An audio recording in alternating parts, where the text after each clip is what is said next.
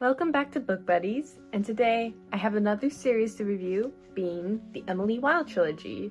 I've been really excited to read this for a while. My cousin gave me the first book for Christmas, and I had a lot of fun with it.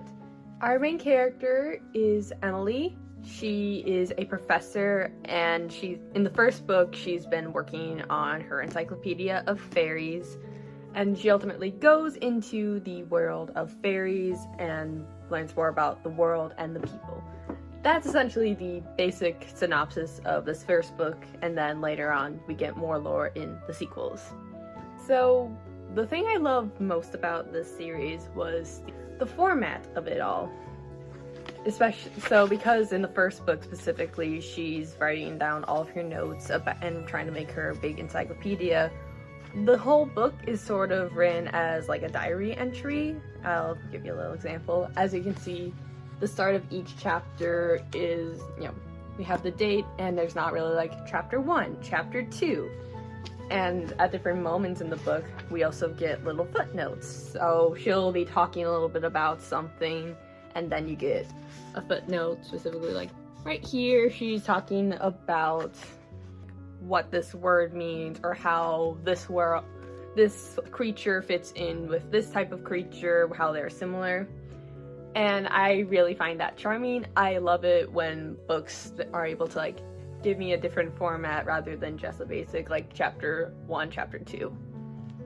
I think also the vibes of it are really sweet.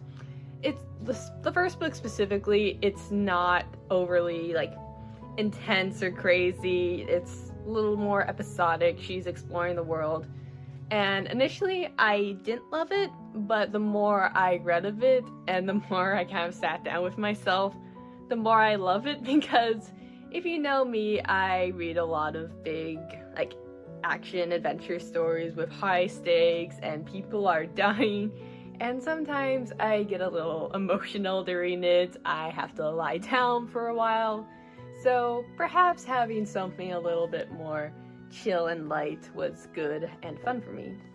In a way, kind of made me think of something like Alice in Wonderland, especially the first book has sort of an episodic feel to it. Emily herself, she's a really charming character overall. I love how, even though she is an adult, I want to say she's about 30 in the first book. She has a huge passion for fairies and their world, and she's going in all these adventures, especially with her eventual love interest, who I'll get to shortly. And also, I think something else that was really, really fun about it is she has a little dog named Shadow. Well, he's not a little dog, because I think he might be more like a bloodhound or something. I don't think his exact breed of dog is mentioned, but I'm pretty sure he's some type of hound, and he's a big boy, little lazy, little not the most helpful, but he's a sweet boy. I also quite enjoyed how the series specifically shifts, where first book, not a whole lot of, not super high stakes. There are stakes of course, but it's a little bit more chill. We're learning about the world and the characters. We learn a little bit about some of the big stuff that will come in later. And then when we get to the sequels, it's a little bit more about taking the throne back, specifically Emily's love interest, Wendell. He's a prince, and his stepmother has taken over the kingdom. So throughout these two books, it's about Emily and Wendell trying to like get back the kingdom. And while the stakes are higher than the first book, I think it does a really good job at still retaining like a sweet vibe. It's very cozy, and it doesn't go from like 0 to 100, and I think that's important when you're working on a series. And then when it comes to the world, it's sort of Scandinavian, Norwegian-ish, I want to say. I mean, I don't think it's meant to be like an exact place, but I thought it was really fun. And I also love how, especially in the first book, we do have little moments about specific tales of this world, so it makes it feel more lived in a way. Specifically, we have the stories about the woodcutter and his cat, the tree's bones, and the ivory tree.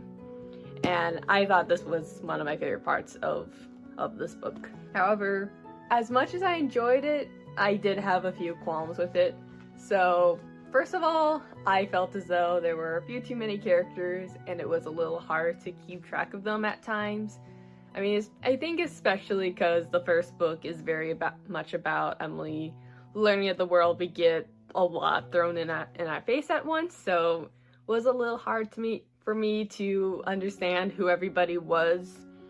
And then similarly, an episodic view is fun. I enjoyed it in Alice in Wonderland. I don't think it was pulled off as well in the first book, and it was a little hard for me to follow everything because it was so episodic. So by the time we got to the third act, I was like, wait, what? Oh, I guess we're here. However, even though I didn't love all the characters, I can't say the same about my boy Wendell. He's, as I mentioned earlier, he's the fairy prince, well, a lost fairy prince. But initially he starts off as a little bit of a rival to Emily.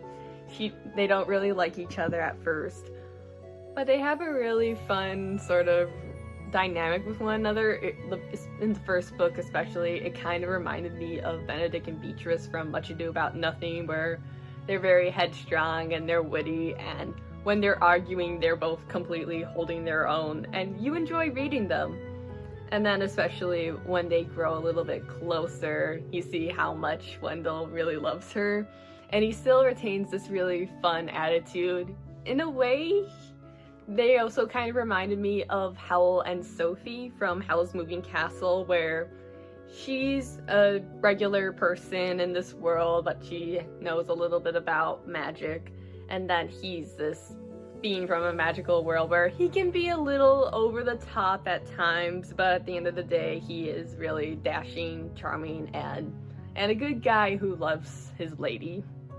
Overall, I had a really fun time with this series. I think if you enjoy stories such as Alice in Wonderland, Mary Poppins, Howl's Moving Castle, especially like when you were younger and you want something with a similar vibe now that you're older, I would definitely recommend this trilogy. It's sweet, fun, and feels familiar while also being more grown up. So that's all. If you enjoy this, please share it with your friends. I'm Louisa Hammond, and I'll see you next time.